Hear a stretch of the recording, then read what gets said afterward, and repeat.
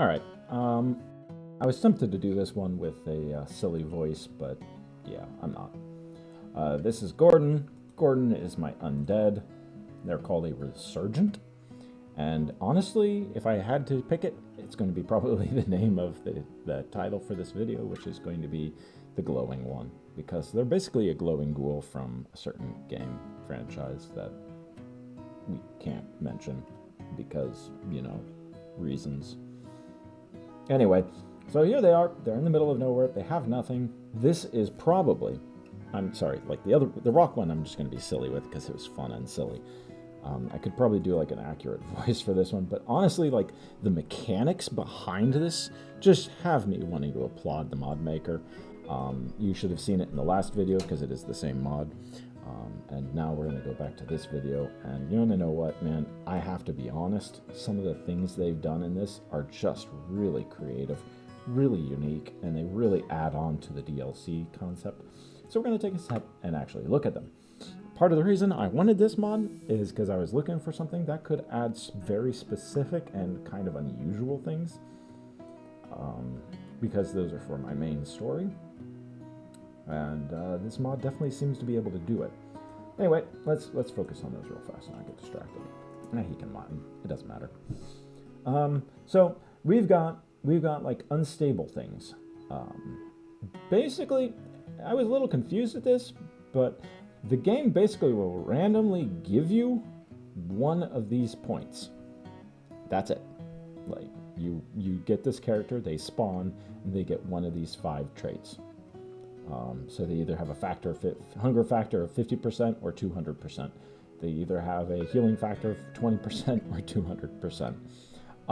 And it is pretty random. Mine actually turned out to be a little OP because they got good healing, poor manipulation, very smart, and deaf. So some of the other ones, they just came out as neutral, no penalty like on the diet. Yes, which is fine because, yeah. They have super tox immunity, so they don't notice a toxic environment, which is very important. They are fast growing, so they grow up quickly. They are slow aging, undead, right? You know, they've got like patch skin things, which affects how romantically they are seen by everyone else, how fertile they are. In other words, they're not very fertile because they're undead. They can reimplant their genes through a somewhat injector. The dead comes to life and receives the caster's xenotype and a copy of their genes. They are undead, which means, and this is actually the one that I really love because of that. Okay, if I could move my mouse to show you, maybe I'll edit it in, but probably not.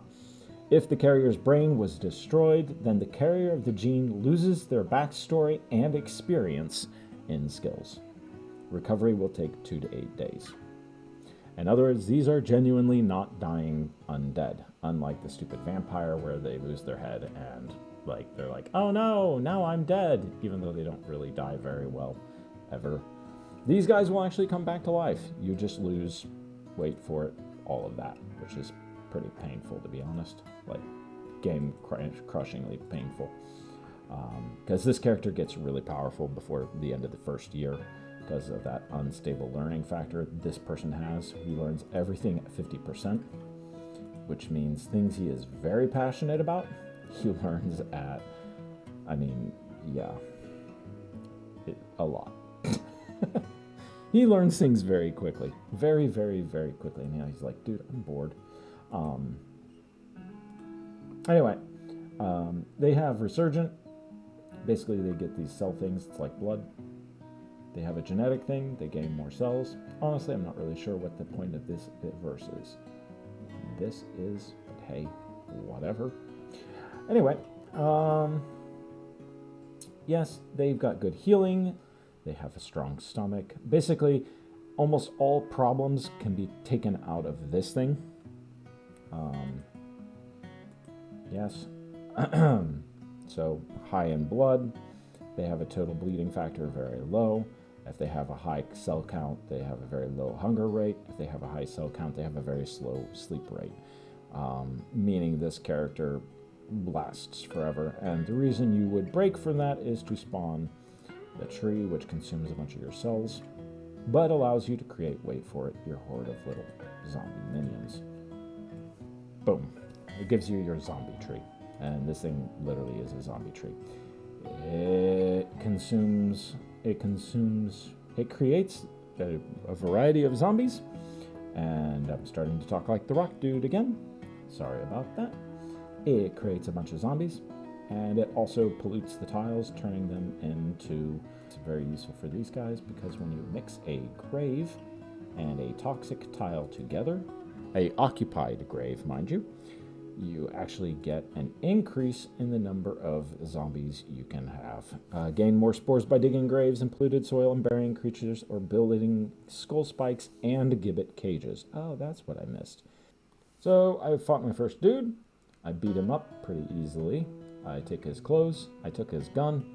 I use that gun for the rest of the year. I kill the dude and I stick him in the ground because he's more useful to me in the ground because that means I can actually create some more zombies. Not that I have any zombies at this point because there is a cooldown timer on it and each tree can only produce so many at a time. It is what it is. It's not a big deal. Anyway, here's my little house. I got a little house. It's a naked and afraid start, but with zombies. Honestly, it's pretty easy. The guy takes no pain. He shoots really well. He learns really well. I don't know if you guys want to go back and actually look. He's only been shooting like a tiny bit and he's already like leveled up if I remember right. So my tree is about to do its polluting thing. And the part that I really love about this and kind of pisses me off with the rest of the toxic stuff is how hard it is to actually like pollute stuff. Even with this, it's really hard. I think he's going to do it here any second now. Getting kind of awkward. Oh, it was 4 hours. Anyway, there you go. Now you can see the countdown timer. I know you guys are just desperate for it, right? Boop, there you go. Isn't that gorgeous? Anyway, it pollutes 12 tiles, so you can actually like pollute large amounts of terrain relatively quickly. If I was doing this from a min-max perspective, I would actually be planting the trees all along the outside border of the map because polluting the inside of the map is less useful than the outside. And, if you're going to pollute the inside, I would use... Oh yeah, see, I'm building up new walls. Anyway, if I was to do this seriously, I would actually build a huge ring. Yes, and I'd actually stagger it. So like one here, one here-ish, one here, one here, one here. And I mean, it's going to take a ton of trees to pollute the entire map. And that's still the issue with pollution. Like, I love the concept of polluting the entire map and then having like a waster-friendly zone. But man, it is just too hard to do. Like, it really is. Like, I mean, come on, guys. Like, seriously, just one wall is going to take 1, 2, 3, 4, 5, 6, 7, 8, 9, 10 trees. So, I mean, we're talking 34 trees. It's just not going to happen. I wish it was. Don't get me wrong. Maybe 30. But, I mean... That's not even the whole map, yes? That's just this outside barrier right here, down here, and then a similar one on each side. It gives you enough room to grow out the middle and establish yourself. Yes, yes, yes. A chicken. Huh, well, that's different. You'll see later. I deal with a terrible menace. Oh, I'm just talking about this because this is a cool mechanic, but man, those it's not chickens. I'm going to call them chickens because that builds suspense. Those chickens. Dun, dun, dun. So around this point, I'm starting to feel like, a little confident. And then I get into a bit of a melee fight with a chinchilla. And I think that I forgot there is a problem with these creatures, which is they are incredibly frail. They call it skeleton in this one, and they do mean it. I thought this was actually that video, because there's a dead raider there too. I was fighting a raider, and then this dude showed up. How rude. But anyway, the raider didn't hurt me. The chinchilla did, almost killed me. How's that for crazy? These things are super fragile. Undead in this thing are super fragile to melee combat. Any damage at all hurts a lot, but because of how their bodies are so durable, bullets just don't do much. However, melee damage just trashes them. Absolutely trashes them. These guys are probably going to get wrecked by insects. I'm going to be honest. If you play with them, you're probably going to get wrecked by insects. Alright, so we've collected a number of corpses at this point. We've traveled into the future, and we got a bigger room to put stuff inside.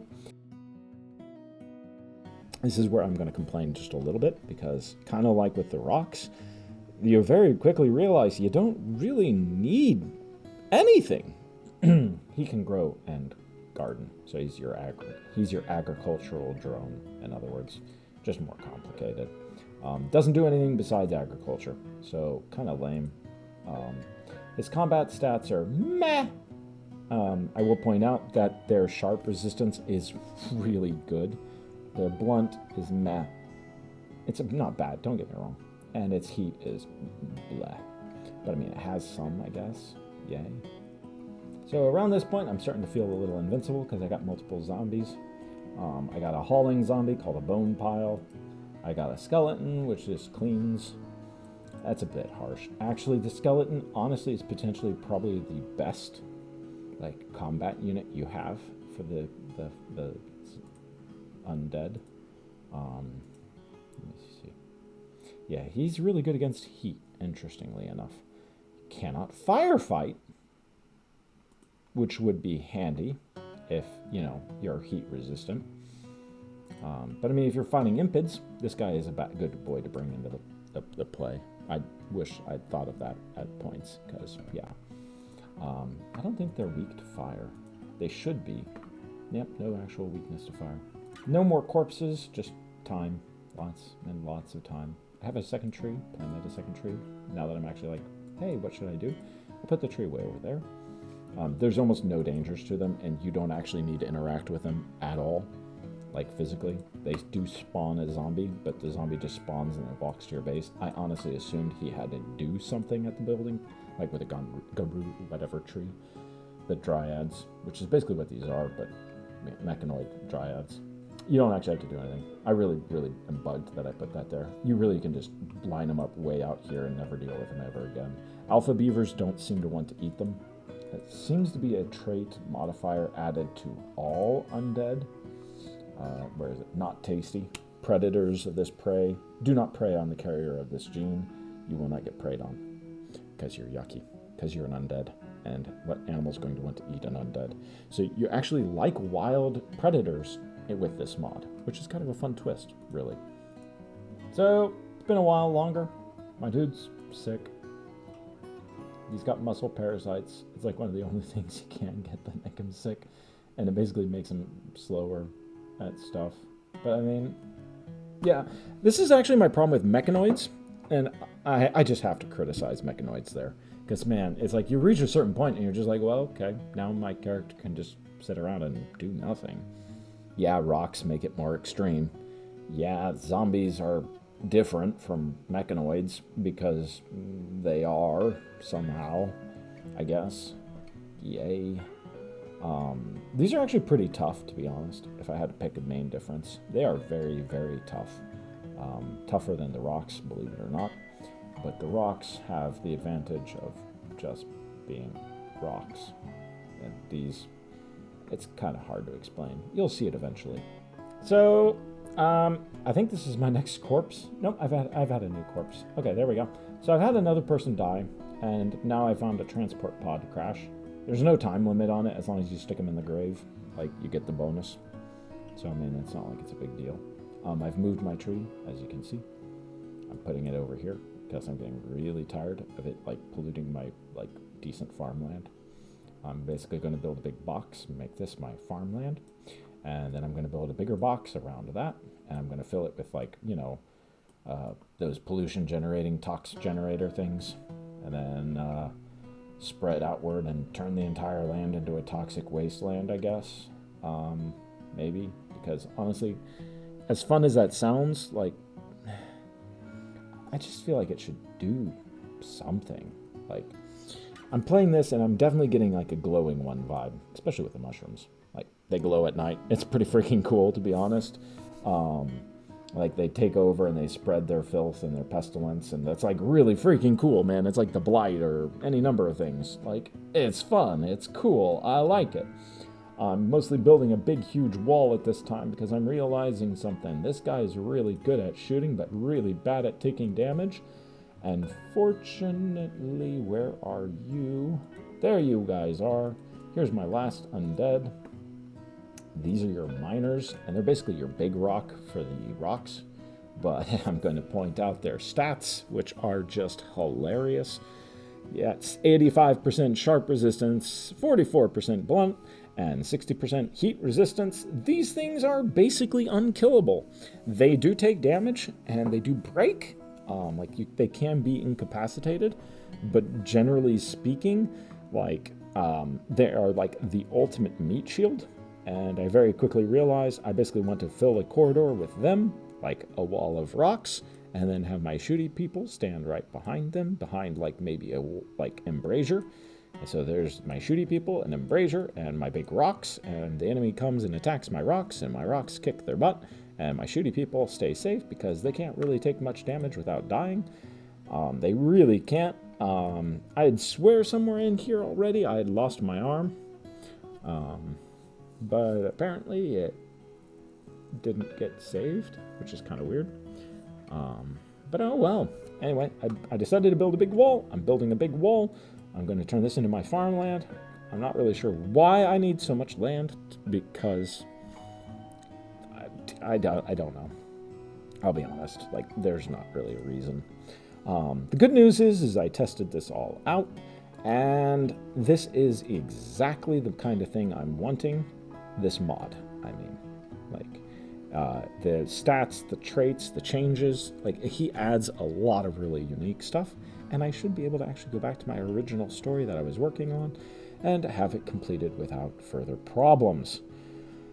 The only real question is will it load my old save? And I think the answer will be no, because I'm pretty sure my vampire had a lot of modified traits from one of the other mod packs that's also pretty good. Unfortunately, at the time, I did not understand how some of the mechanics work, so I misunderstood on one of the things. And because I misunderstood on that one thing, I basically set myself up for failure from the very beginning, which kind of sucks. Okay, so here's my defense built. See, I got rocks. They go forward. They fight the enemy like rocks should.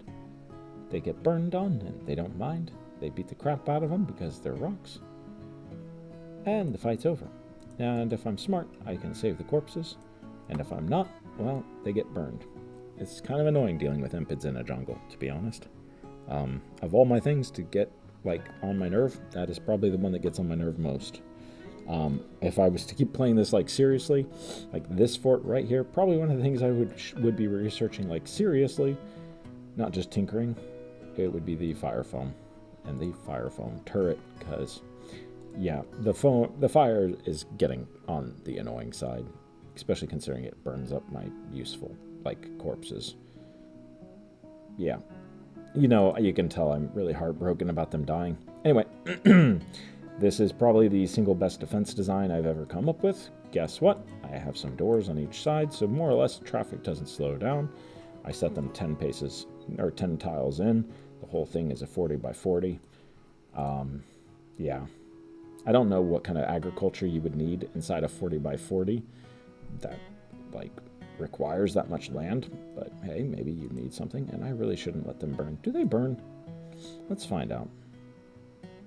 Oh, he puts it out.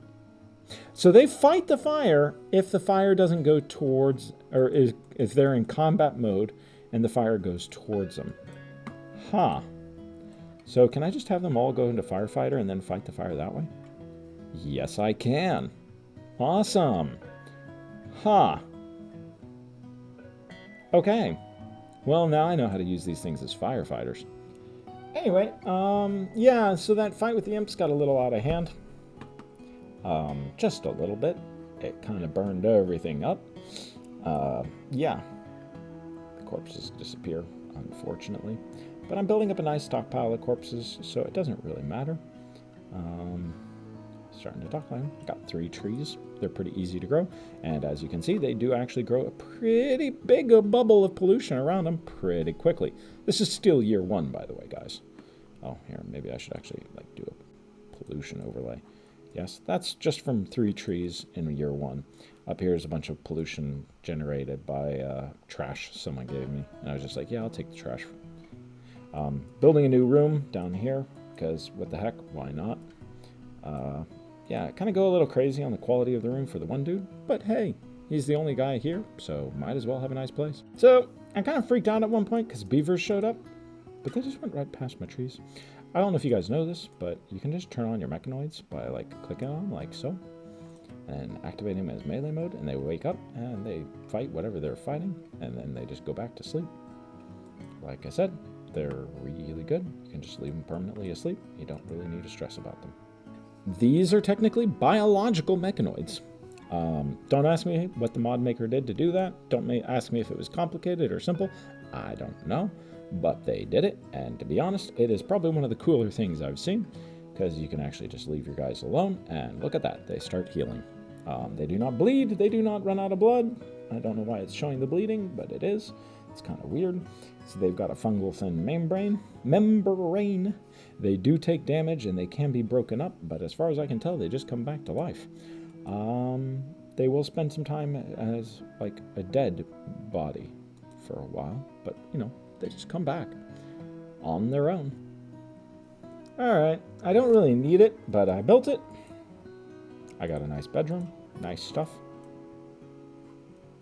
Do I have 3 aberrations? How many aberrations do I have? Yep. Meat shields, get in position. Come on, let's go. It's those darn dirt mole. A dirt mole? I don't remember a dirt mole. And thank you, AI, for being stupid and ignoring the door right in front of you.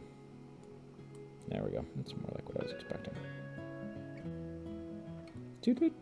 Do. Ah! Run inside, little one. Yeah, okay. That didn't go the way it went in the original video.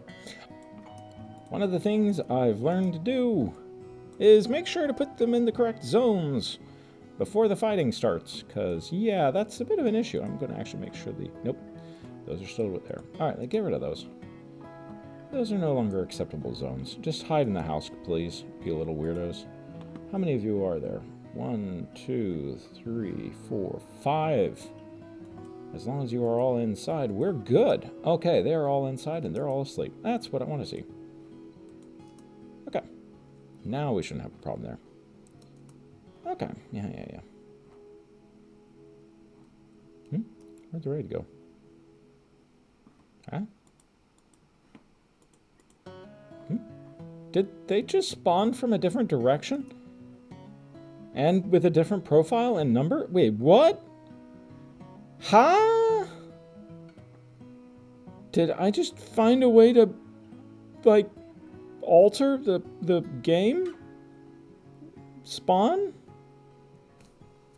I'm so confused. They came from a different direction, right? I'd swear it did. Sorry, I'm getting way distracted because some weird stuff is happening here. That's interesting. Mad monkey, die. Dead mad monkey. Okay, they're beginning their assault. Finally.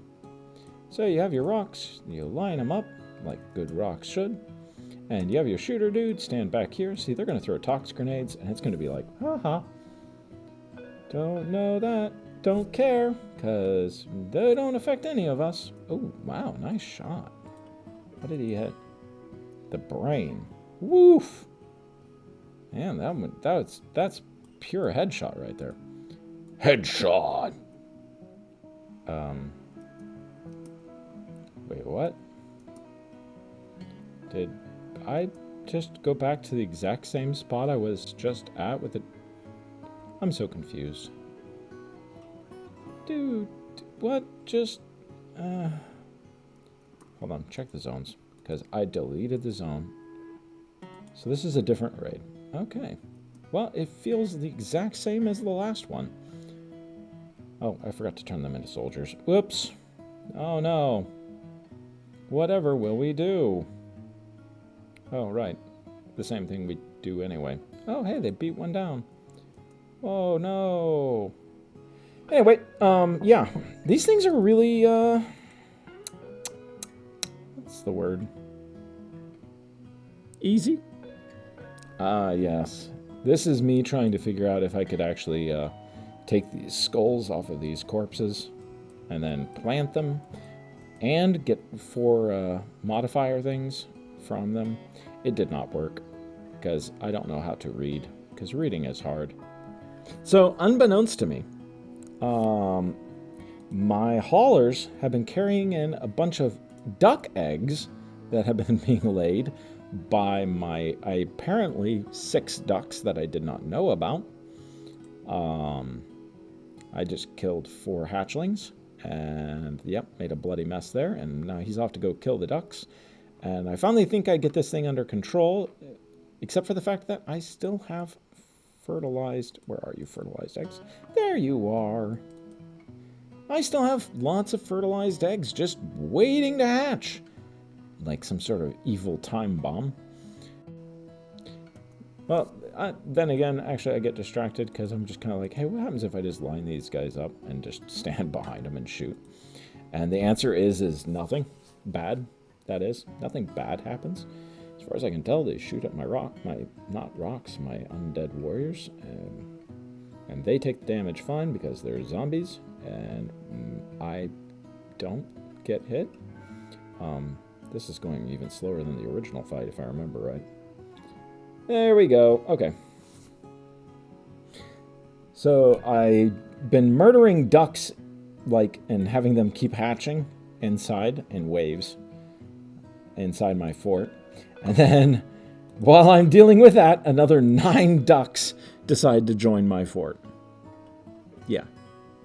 So I just threw in the towel, and I said, screw it, I'm building the ducks a little area. And I was like, man, if I could make them venerated animals real fast, I would. Except then I'd have to keep them alive, and I just don't want to do it. And I kind of like the idea of a holy army of undead being led by the worship of ducks. See, I could almost make a story out of that. Protect the swampland or something, right? Kill the rednecks. There's a story in there somewhere. So I built myself a little duck farm. Here it is. Look at that. Isn't it just adorable? Now they have somewhere to live. And for whatever reason, because my hauler keeps hauling them, the duck eggs still end up inside my freaking storeroom hatching in there.